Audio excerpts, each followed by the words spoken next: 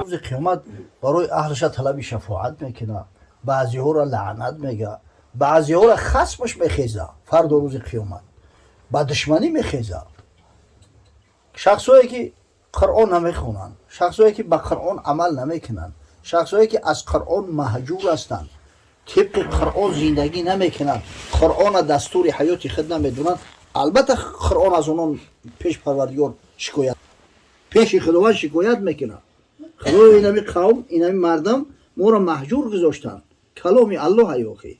حقیقتا در احادیث پیامبر صلی الله علیه و سلم نه اومده است که قرآن لعنت میکنه، اما مسئله که قرآن خصم میشوه. حالت میشیده است که یک شخصی را مثلا از موی سرش پوچش کشان میبرن، از پیش حضرت وقتی عبور میکنه نوله و فیغان هم میبردوره که یا رسول الله من از امتای تو. میگه پیغمبر خدا صلی الله علیه و سلم می اومده است نزد حضرت خداونده که پروردگارو اوخی یک نفر از امتای ما های امتی مرا برده استیان. و میگه حبیبی من شفاعتی تو قبول است، اما تو نسبت کسی که قرآن خصم شای، رمضان خصم شای طلب شفاعت میکنی. میگه کسی که قرآن و رمضان خصمش باشه من ای رنگش بیزارم. انا بریء منه، من از رنگ او بیزارم. بعد وقتی گریه و فیقانش هم میبینه میگه لست منی، تو از ما نیستی، تخته امتی من نگو. لست منی گویدد مولای ما، وای ما ای وای ما ای وای ما. اما الحمدلله برای کسایی که اهل قرآن هستند، برای کسایی که در ختم قرآن شرکت میکنن، قرآن و رمضان شفیع میشوند. اینم حدیث صحیح پیغمبر است. حضرت گفت الرمضان و القرآن یشفعان للعبد یوم القیامه.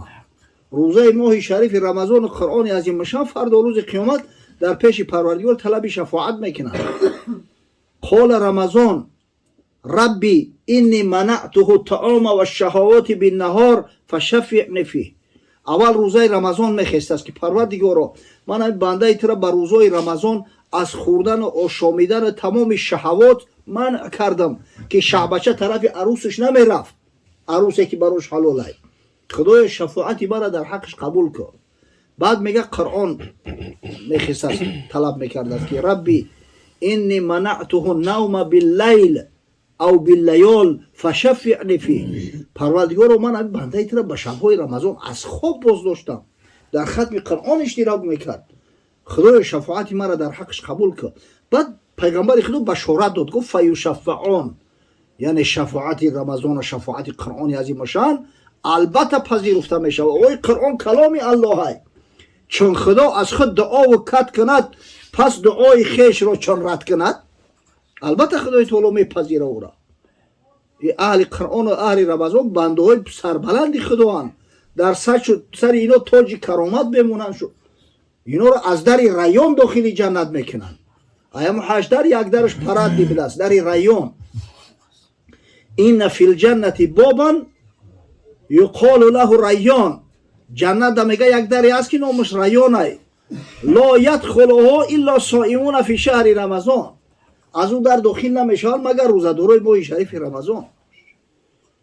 الله اکبر. ان شاء الله این ماه شریف رمضان هم میآید. همین خطا خواندن در قرآن خاص میشود. همه تحریف قرآن میشود. با تحریف قرآن اگر آدم مقصد که اهمیت نده، اصلاح نکنه، گناهگار میشود. نماز فاسد میشود. انا خطایی هست که معنیش دیگر نمیشود، نه که لحنی ظاهر، لحنی باطن. مثلا جای تجوید رعایت نمیکنی، اگر به شرط که تحریف شود ختم اجرا میشود، خواننده شود گناهگار میشود. برعکس اگر معنی قرآن دیگرگون کنه، نه که اگر به شرط که با لحن بخونه، یعنی که هم تجوید ترتیل خوب رعایت نکنه، ان شاء الله ختم میشود. خب شخصایی که یا در نماز دوملا اقتدا میکنه که یکی خطا میکنه. خطا مثلا گفتم که هر خیل میشود. فرض کردیم که فاسد که شد نماز بار اثر بگیره مختلف. اگر فاسد شود البته فاسد کی میشود؟ وقتی معنی قرآن دیگر شید. مثلا گپ درباره جنتی ها میره و یکی صفت دوزخی ها میره. فاما من اعطا و تقا، بعد دومش ده بگه و کذب بالحسنى نعوذ بالله. جای وسط دقیقه و کذبه میگه. همون رکعت اگر اصلاحش نکنن سجده که کرد نماز اتوماتیک که باطل شد. باید همون رکعت اصلاحش کنن. اما اگر خطای از این کمتر باشه، ای خطای از این کمتر اکثری مردم ایمون میکنن. مردم عجم بله اینا مثلا جایی هسته که مدر رعایه نمیکنن، مده که واجبه، مد لازم واجبه کو رعایه نمیکنن، یا که مثلا انا الف مثل حرکت نمیکشن، یا که هم حرکت مثل الف میکشن، یا لحن ظاهر میشوند. با این نماز کراهیت داره اما فاسد نمیشود، ثوابش کم میشود و فاسد نمیشود. شخص باید سعی کنه که امر اصلاح کنه. مثال برای صفت مؤذن دو ملاق کدام آدم باید مؤذن باشه؟ در قوم مؤذن باید قبل از همه اندا باشه، یعنی صداش مرغوله‌دار و ای همه بلندتر باشه پیش از همه. ولی همه صاحب از اون میگن حضرت عبدالله ابن زید بود صحابی پیغمبر اومد وقتی خوب گفت پیغمبر نگو که عبدالله برا خودت از اون اوتی گفت همراه بلال برا. بلال اصلا صداش بلندتر ای در بلال تو مقصد که لقمه دادن بگیده بلال با آوازی بلند مردم دعوت کنه.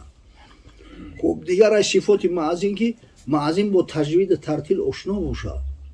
ولی در همین از اون نه موضعی هسته که بیم کفر داره، جایی که نالازمه میکشن همین را بدونه.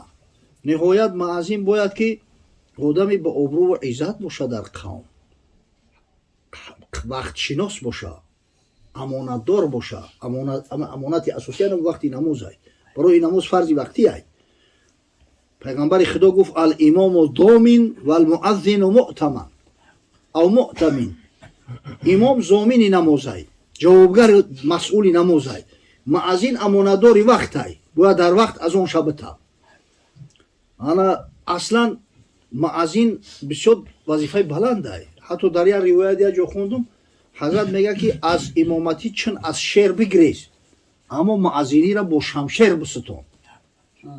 اندیسته بسیار وظیفه بلنده. حضرت صلی الله علیه و سلم هر کس مؤذن تعیین نمیکرد و همه آدمای با شرفترین. حتی در حدیث امام بخاری اومده است پیغمبر خدا صلی الله علیه و سلم میگه که ان اطول الناس اعناقا المؤذنون یوم القیامت المؤذنون. بلندگردن ترین مردم فرد و روز قیامت همین مؤذنا هستند، به شرطی که مؤذن حقیقی باشه و خدمت کنه. اما متاسفانه اوقی خیلی مؤذنایی هستند که ابو وظیفه را سخت گرفتن، نه آواز خوش دارن، نه تجوید ترتیل میدونن. ایو خدایا پناه. حضرت مولوی میگه یک مؤذن داشت بس آوازی بد، در میان کافرستان بانگ زد. یک مؤذن بسیار آوازش خنک بود است. یک گروه مسلمان‌ها در دارالکفر زندگی میکردند، گرد اطراف همه کافرها یا بیچاره هم یک دهه بودند. چند گفتندش مگو بانگ نماز تا شود جنگ عداوت ها دراز. نصیحتش میکردن که جوره همین التماس یا که بلند از اون نگوی، ای زنه نگوی، ای بلوی چیز که او یکان فتنه میخیزه. او ستیزه کرده پس به احتراز گفت در کافرستان بانگ نماز. یا روز اومد که هیچ کنشته در مسجد خلوت یافت، بولای میزنه برباد به همون آوازی خنکش و تمام آواز نعره زد از اون. خلق خایف شد زی فتنه عامه، خود بیامد کافر با جامعه. پرسان شمع حلوا با چنان جامعه لطیف، جمله آورده بیامد چون الیف. پرسان کن مؤذن کو کجاست، که صلا و بانگ او راحت فضاست. همه در ترس حراسن، جدت دوران چی گپ میشیده باشه. هر وقت میگه یک کافر میآید، یک جامعه گرفته از هدیه و شمع و حولا و همون مؤذن در کجا باشه در آوازش صدقه راحت کردیم ای آوازش همی را بتماش. حیران شدنده مردم که او ای آوازی او خر میتوره این مردک با هدیه آورده است. انا مقصد میگه که صلا و بانگ او راحت فضاست. سببش پرسیدن، گفت دختر دارم لطیف و بسنی، آرزو میبود او را مؤمنی. یا دخترک دارم میگه همین عاشق اسلام شده، عاشق اسلام شده بود میگه. همین مسلمان میشم در پورا دایم موزه دخته است که مسلمان میشم. هیچ این سودا نمیرفت از سرش. پندها میداد چندین کفرش. در دل اون مهر ایمان رسته بود. همچه مجمر بود آن غم من چدود. همه قی نصیحتش کردیم. اپیسکوپو و پاتریارخ را پیشش میوردم. تو چند همین محبتش به اسلام زیاد میشید و زیاد میشید. هیچ چوره می ندانستم در آن. تو فروخون این معزین آن از آن. در بیچاره شیده بودم میگه در ایلوجی کار که همین وقت میگه هرچی خدا را شکر همین معزین از آن داده. آواز بی حد بیزیب گفت دختر چیست این مکروه بانگ که به گوشم آمد این 3-4 دانگ. دختر ترسی در دهشت غلطید. بچه این دویش خدا چی باشه. خواهرش گفت که این بانگ از آن هست اعلان و شعار مؤمنان. خواهرش گفت که همین بانگ یعنی نماز مسلمان ها همی تو دعوا داری که مسلمان میشم این همین بانگ از آن شونه. باورش نامد. گفت رو تصیح میکنی اگه تو مرا بد اعتقاد کردنی. باورش نامد. بپرسید از دیگر. اون دیگر هم گفت آره ای پدر. ایا کسی دیگه پرسید ایا در باره دیگه که گفت که راست میگه جانی پدر همین آوازی از اون مسلمان ها هم دیگر را دعوت میکنن. چون شنید این را رخی او زرد شد. از مسلمانی دلی او سرد شد. یعنی راحتم این است از آوازی او. هدیه آوردم کنون آن مرد کو. همین به همین خاطر من عاشق آوازی ایشیدم. اگر آوازی یقدر خر میتورا هدیه آوردم کجا دای. گر به مال و ملک ثروت فردمه من دهانش رو پر از زر کردمه. اگر امکان می داشتم دهانش پر طلا میکردم خدمتی که برای ما را کرد میگه. بعد حضرت نصیحت میکنن و میگه که هست ایمان شما برق مجاز راهزن مانندی آن بانگی نماز. هاشتون ادا سر تو بگیره ای مسلمان ها.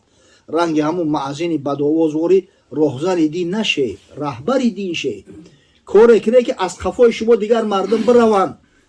وقتی عمل شما و کار شما را میبینن عاشق اسلام شوند. از اسلام نتورن. ربی همین خاطر این مسئله جدی است. معزین باید خوش‌آواز باشه. همین صدای قرآن و صدای اذان دیده که چقدر راحت داره. قسم به الله هم مردم بیگانه را مگر بشنون از قاری خوش‌آواز راحت میکنن.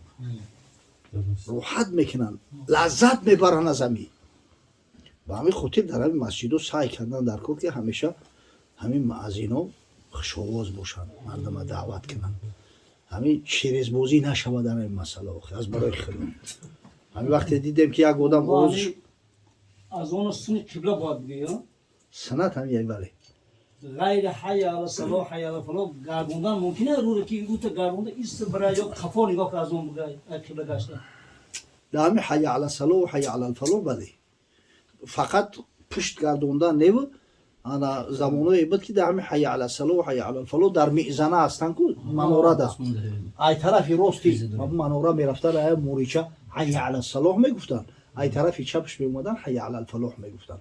نه که در دیگر ذکرای از آن گپا نیست. فقط همیشه ده.